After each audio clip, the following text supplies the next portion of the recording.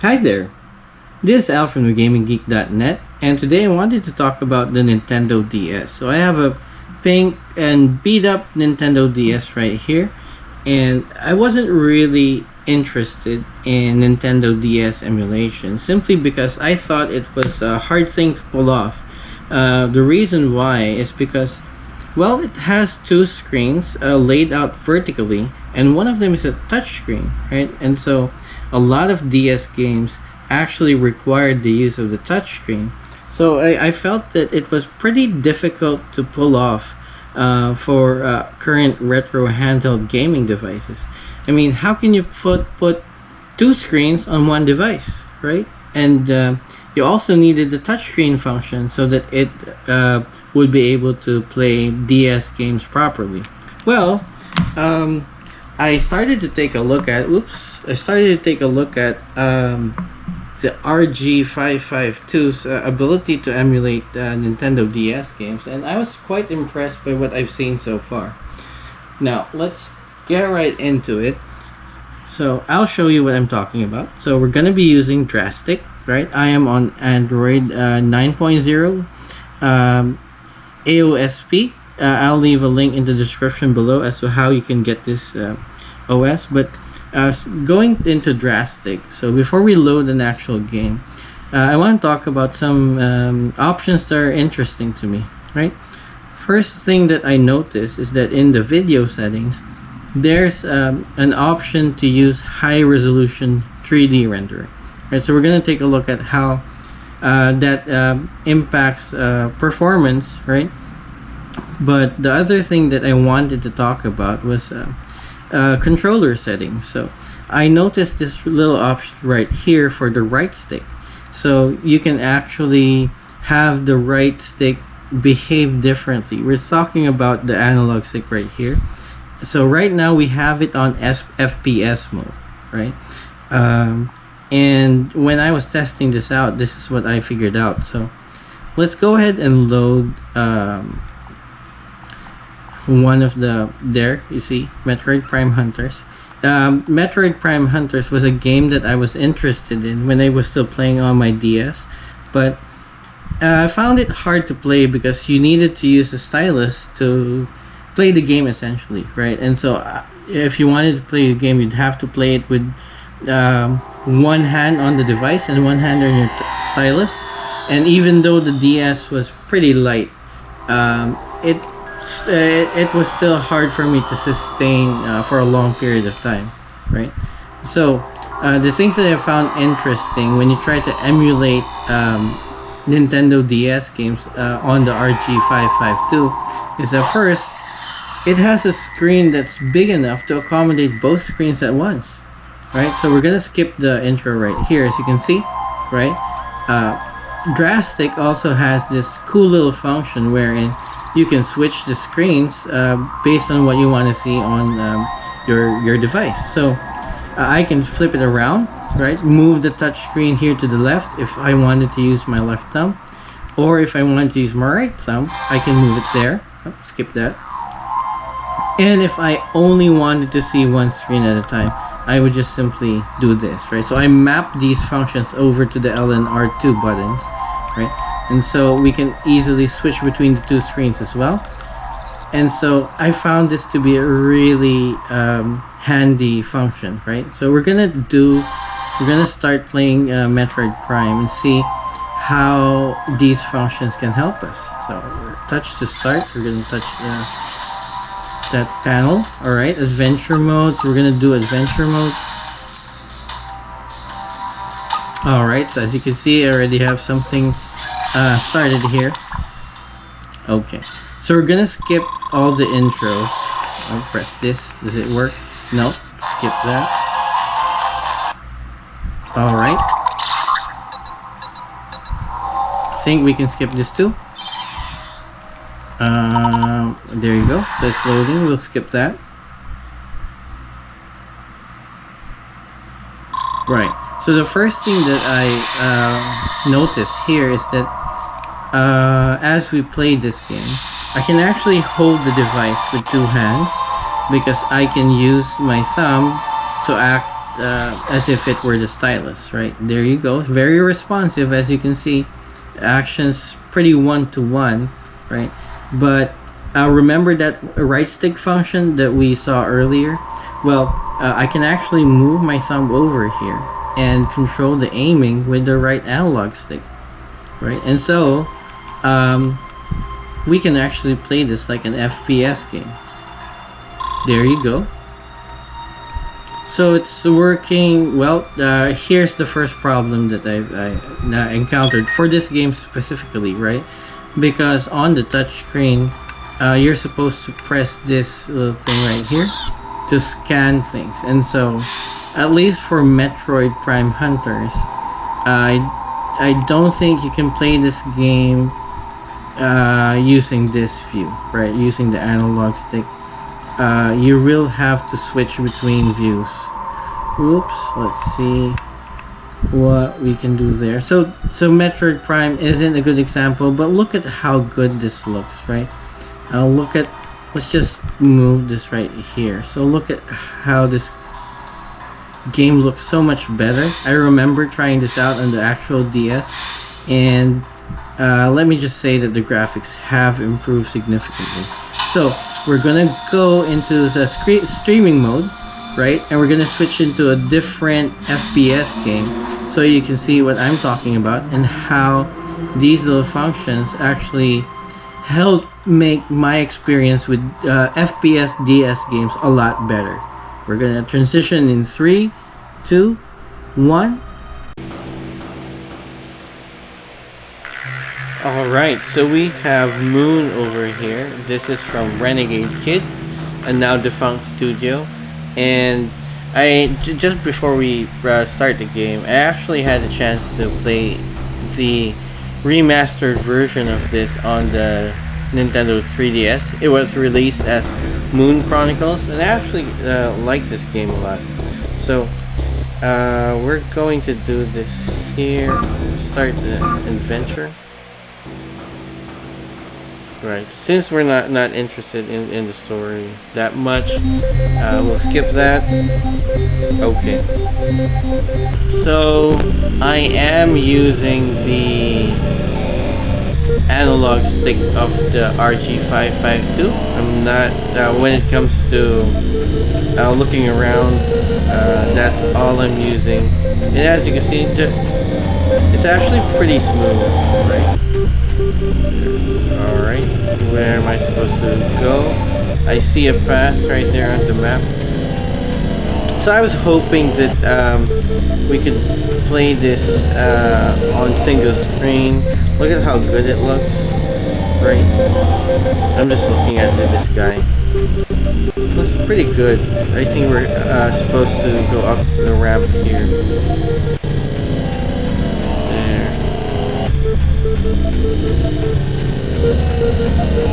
Alright, so I will admit that it does drag a little bit when you're turning here. There, see, but it's not bad, still pretty playable. Now this is the part where we'll need to use the second screen, because we need to touch that open trigger right there. All personnel are required to remain in their pressure suits in all areas of the station. I'm gonna turn up the game's volume. It's pretty muted. All personnel are required to remain in their pressure suits in all areas of the station until further. So I think this game does benefit from the second screen. So we'll keep that on. So we're able to see the map from the second screen. Guess we're supposed to head here. I think it would be pretty hard to play this game. It's gonna take you a while to move around if you don't see the map. Right. Okay, this one we're not gonna skip.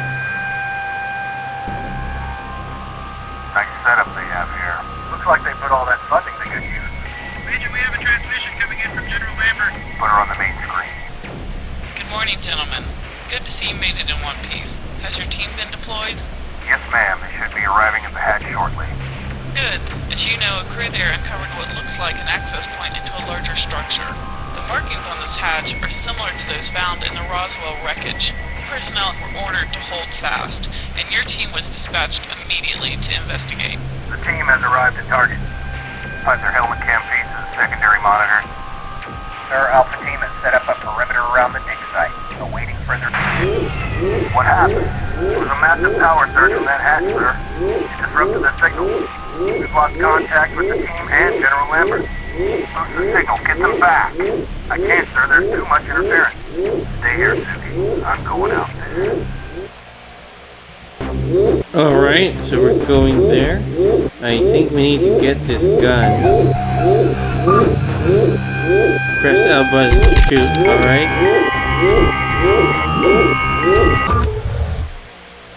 Okay, so I am... Ooh.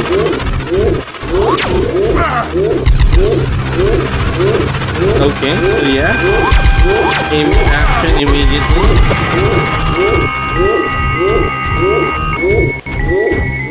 Alright, so aiming is easier, I'd say. Wait a second. Wait, is something there?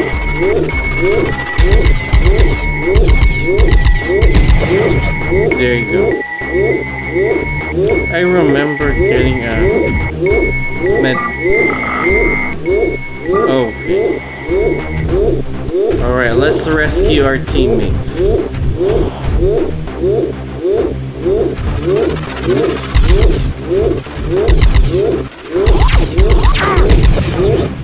Okay, we've taken some damage there.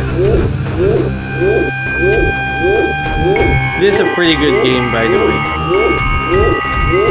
Definitely something you should try out.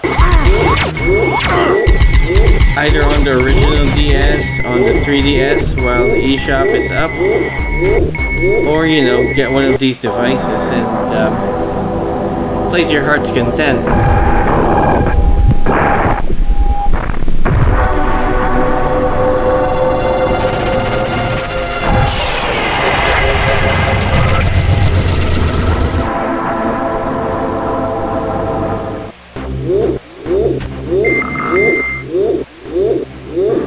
Okay.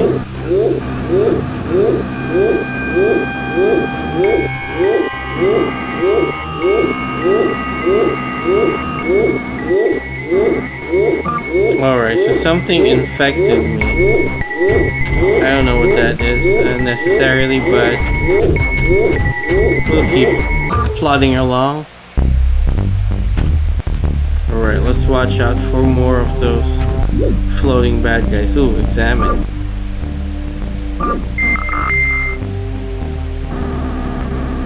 Oh wow. Okay, so it looks like something bad happened. And we're the only ones. Well, Tuki, I think. I don't know who my character is, I forgot, but yeah, there, here you go. So there's a dead body.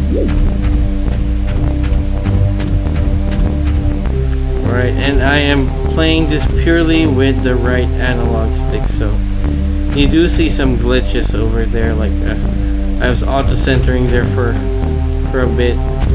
Definitely playable, and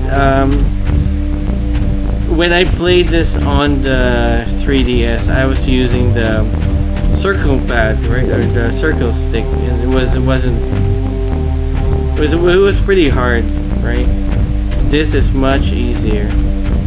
I guess there's nowhere to go but here. I need to jump on that or something.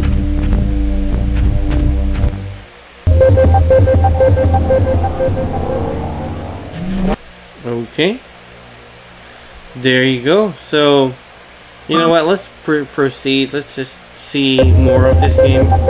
Skip this.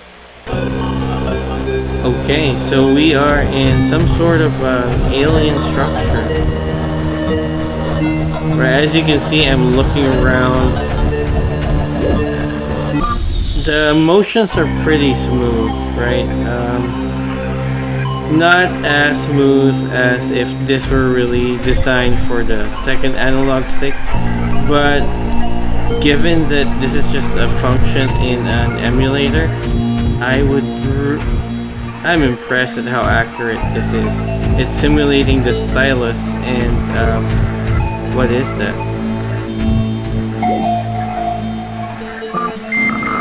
Okay. We'll just skip this. Oh.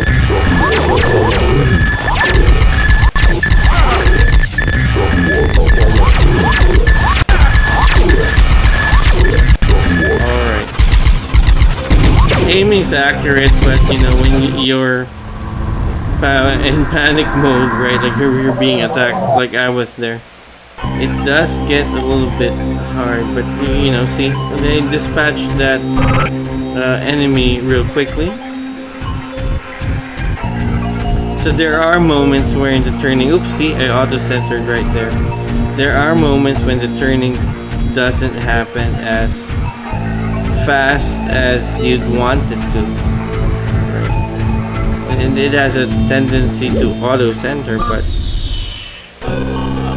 it's not bad. It's pretty good. Again, it is trying to recreate the motion of the stylus with the analog stick. Right, so I don't know where to go. What about this door? It says there's a door supposed to be. Okay, the other one. So weird, both are locked. Oh, here. Let's just wait for more enemies, right? Look, up and down motion. Oops. It's pretty good. Left and right is pretty good. Diagonals are pretty good. Right, it just gets stuck. Oops, every now and then. Oh, I went all the way back.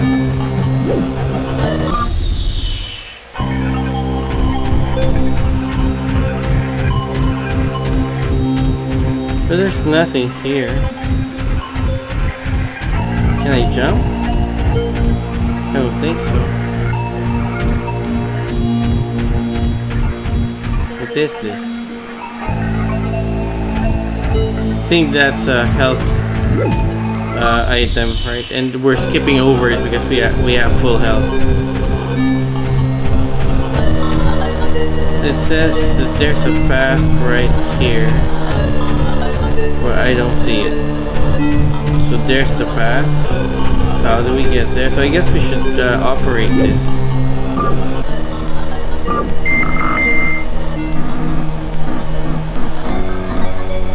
Alright, so yeah, we're supposed to operate this. Okay.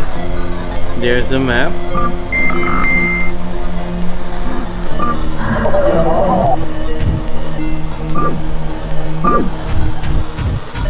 Okay, so where are we supposed to go? Yeah, another bug to this is the touchscreen at the very edge of the screen, the rightmost edge, isn't as responsive. Sometimes you'll have to switch to the right. Like here, I'm not able to get the map working. Oh, there. Okay, so it's not that sensitive on this edge.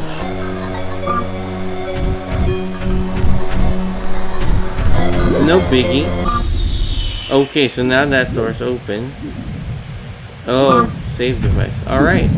So we'll take a look at another game. You know what? I think we've seen enough for this episode, right? We'll save the other game for next episode, but really,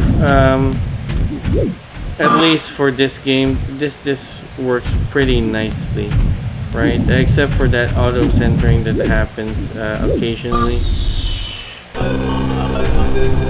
I feel like I'm playing a first-person game on a full-fledged console. Alright, and this is a new way to play these DS titles, right? So pretty exciting. I can't wait to play these games on my own time, right? To start to discover some hidden gems or some games that would have renewed, you know, value. Right, where are we? Yeah, we're just going back to where we came from. But there you go. So that's this episode for you. Look forward to other DS game showcases on the RG552 in the future episodes. Once again, this is Al from thegaminggeek.net. Talk to you in the next video.